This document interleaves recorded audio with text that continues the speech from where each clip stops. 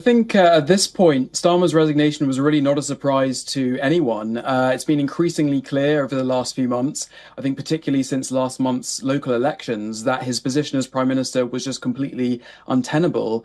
I think really the final issue that made him realise that he had no path to remaining in power was really the kind of irreversible loss of authority that he had within his own parliamentary Labour Party, particularly after Andy Burnham's very large victory in the by-election last week, which has seen him return to Parliament today, which allows him to run for leader of the Labour Party, which I think really saw a kind of major shift in terms of influence of the Labour Party away from Starmer towards an actual viable alternative candidate.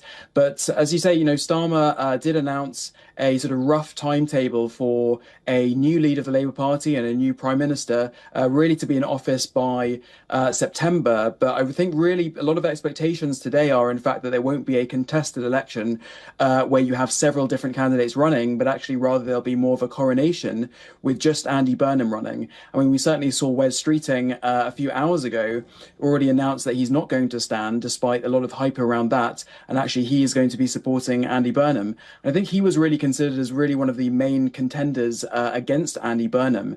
So I think really Labour MPs are trying to kind of coalesce around this idea that actually they don't really want a very messy contested leadership election, and actually just having Andy Burnham sort of neatly fall into the position will actually be the best case scenario for them at the moment.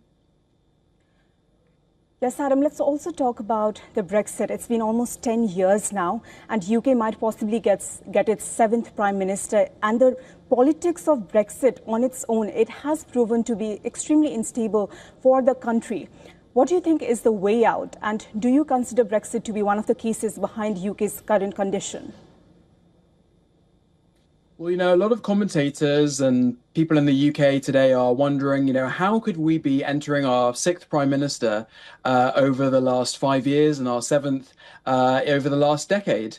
And really, you don't have to think too hard to actually think what happened in 2016 that really triggered this chaos in a country that was long considered to be one of the most stable democracies in the world. And of course, as you mentioned, it was Brexit. We voted to leave the European Union by a thin margin in the summer of 2016, 10 years ago. And really, since then, Britain has kind of collapsed politically. We've burnt through several years basically just trying to implement the decision of Brexit, which of course was very difficult because no one actually had one particular idea of what Brexit meant. And I think ultimately we are in this chaos, and we will continue to be in this chaos because of what Brexit has done to our economy and our society. Because ultimately Brexit prevents any government from trying to allow the kind of economy and public services and living standards that really British voters expect. And actually, rather than improve all the problems in British society in terms of wages, in terms of jobs, in terms of housing that was promised in the referendum, actually it's made all of those issues so much worse. And I think ultimately it has kind of bound British prime ministers in a way that they weren't done before, because ultimately the best way to get voters to vote for you is actually to grow the economy, to increase living standards, to have good public services. And actually you have very, very few levers in which you can actually do that. And of course, ultimately the best way of doing that is through growth.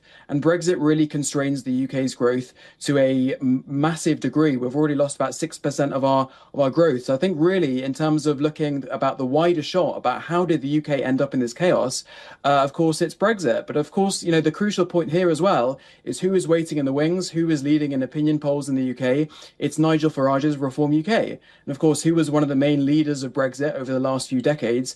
It was Nigel Farage. So in fact, he is the main beneficiary of his own failed policy. So I think really the UK has to look very seriously about our current kind of constitutional economic setup, because it's simply not working for the UK, and it will continue to cause problems for as long as we're outside the European Union.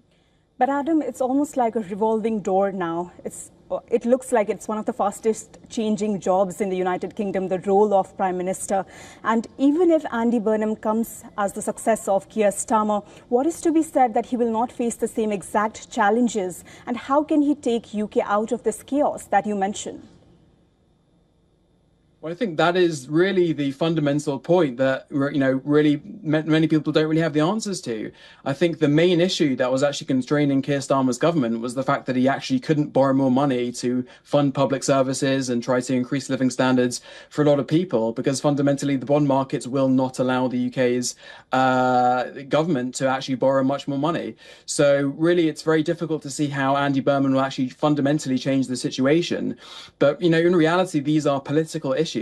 And Keir Starmer is, polling as the worst prime minister really since records began in the 1970s. And so fundamentally, the party had to deal with that. But I think, there's going to be a lot of big decisions for Andy Burnham to make. If it is a coronation and there's no contested election, I think Burnham will actually be in a weaker position, because if he had been elected, at least by Labour members, he would have some kind of mandate perhaps to deviate somewhat from Labour's manifesto in 2024. But of course, if there is no leadership election, then actually that creates some kind of perceived democratic deficit for him as prime minister, which of course will only increase calls that there should be an election. So I think ultimately we might see Andy Burnham actually having to stick quite closely to the Labour manifesto, which of course, that's exactly what Keir Starmer was doing. I think really the key issue for Burnham here is actually going to be on communications, because Keir Starmer was really perceived as not a very good communicator after the election. Really, Burnham needs to try to push forward, if he is the leader, needs to push forward this idea that actually the government is a government of change. And that is going to be quite difficult to do, considering that his policy options are actually quite limited.